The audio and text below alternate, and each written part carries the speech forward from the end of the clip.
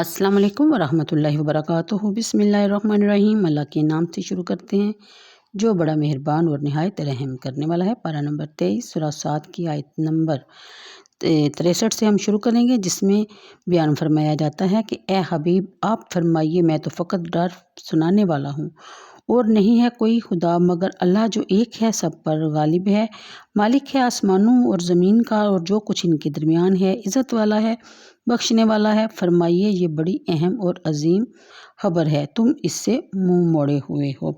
यानी आप सल्लल्लाहु अलैहि वसल्लम ने फरमाया कि मेरी तलीम का ख़ुलासा और मा हासिल ये है कि अल्लाह ताला के सिवा कोई इबादत के लायक नहीं। वो अपनी ज़ात में, अपनी जुमला सिफ़ात में यकता है और सब पर गालिब है। आसमान और ज़मीन में और जो कुछ इनके दरमियान है, सब इसी का है। कोई इससे ज़्यादा ताकतवर नहीं, कोई बड़े से बड़ा गुनहगार जिसका दामन कुफ्र व असा से आलूदा हो, जब सच्चे दिल से तौबा करता है तो अल्लाह ताला इतना मेहरबान है कि इस मुजरम को भी बख्श देता है। आयत नंबर 69, यानी कि नहीं वही की जाती मेरी तरफ मगर ये कि मैं फ़कत खुला डराने वाला हूँ। फिर फरमाया जाता है कि ए हबीब याद फरमाइए जब कहा आपके रब ने फरिश्तों से कि मैं पैदा करने वाला हूँ बशर को कीचड़ से। तफसीर के मुताबिक यहाँ मुला आला से मुराद फ़रिश्तों की जमात है जो अपने शर्फ़ व इज़्ज़त के अलावा अलम बाला की मकीन है। इनके ज़रिए से अहकाम कौनिया की तनफीज़ होती है और तदाबीर खुदाबंदी को अमली जमा पहनाया जाता है। इसके लिए इनमें अपना मुतल्लका फ़राइज़ का अंजाम देने के लिए कीलो काल और बहस व तखमीस का सिलसिला जारी रहता है और वो अमूर जो वहाँ ज़ेर बहस आते हैं, इनमें तहलीक आदम अलैहिस्सलाम का वाक़या भी है। और हुज़ूर सल्लल्लाहु अलैहि वसल्लम फरमाते हैं कि इन अमूर की इत्तला मुझे सिर्फ़ वही इलाही से होती है जिनको जानने का दूसरा कोई ज़रिया नहीं। फ़रिश्तों की बहस व तमहीस के मतलब एक सही हदीस है जो क़ारीन के मुतालिया के लिए पेश करने की सआदत हासिल करते हैं। यानी कि हज़रत मुआज़ बिन जबल फरमाते हैं कि एक दिन सुबह की नमाज का वक़्त था और हुज़ूर मामूल के मुताबिक तशरीफ़ ना लाए। करीब था कि सूरज तुलू हो जाए, फिर हुज़ूर तेज़ी से तशरीफ़ लाए, तकबीर हुई, हुज़ूर ने नमाज पढ़ाई, इस्लाम के बाद अरशाद फरमाया कि अपनी सफ़ों पर बैठे रहो। फिर हमारी तरफ मुतवज्जो हुए और फरमाया कि मैं तुम्हें देर से आने की वजह बताता हूँ। उन्होंने अरबी में बताया, जहाँ मैं आप के साथ उर्दू में शेयर करूँगी, जिसका तर्जमा है कि मैं आज रात ज़िक्र इलाही में खड़ा हुआ और जितना मुक़द्दूर था इतनी नमाज़ पढ़ी। फिर मुझे नमाज में ही नींद आ गई, यहाँ तक कि मुझे घबराहट महसूस होने लगी। फिर मैं क्या देखता हूँ कि मेरा रब करीम बड़ी प्यारी सूरत में तशरीफ़ फरमा है और फरमाया, ए मोहम्मद। मैंने अर्ज़ किया, लब्बाइक रब्बी, ए अल्लाह, ए मेरे रब मैं हाज़िर हूँ। अल्लाह ताला ने पूछा, ये आसमान के फ़रिश्ते किस बात में जगड़ रहे हैं? मैंने अर्ज़ की कि मैं नहीं जानता।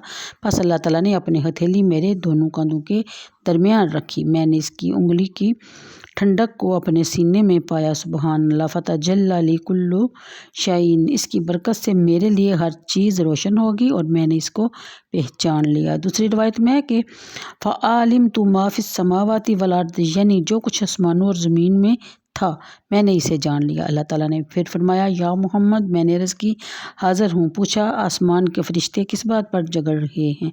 मैंने अर्ज़ की कि दर्जात और कफ़ारात में। अल्लाह ताला ने पूछा, दर्जात क्या हैं? मैंने अर्ज़ की कि खाना खिलाना, सलाम फेरना, रात के वक़्त जब लोग सो रहे हों इस वक़्त उठकर नमाज पढ़ना। अल्लाह ताला ने फरमाया, आपने सच कहा है। अब बताओ कुफ़ारात क्या हैं?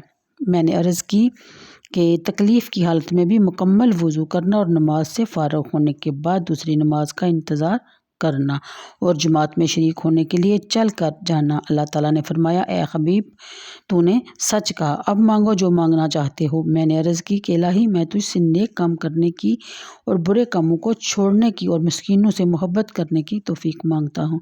सुबहान अल्लाह, और मैं इल्तिजा करता हूँ कि तू मुझे बख्श दे, मुझ पर रहम फरमा। जब अपने बंदों को तू किसी फितना में मुब्तला करना चाहे तो मुझे फितना से बचा कर अपनी तरफ बुला ले। ए अल्लाह, मैं तुझसे सवाल करता हूँ कि मुझे अपनी मोहब्बत अता फरमा। जो तुझसे मोहब्बत करता है इसकी मोहब्बत अता फरमा, इस काम की मोहब्बत अता फरमा जो मुझे तेरी मोहब्बत के करीब करते। हुज़ूर ने सहाबा से फरमाया कि दुआ के ये फ़िक्रे तुम भी सीख लो और लोगों को सिखा दो, क्योंकि ये हक़ है।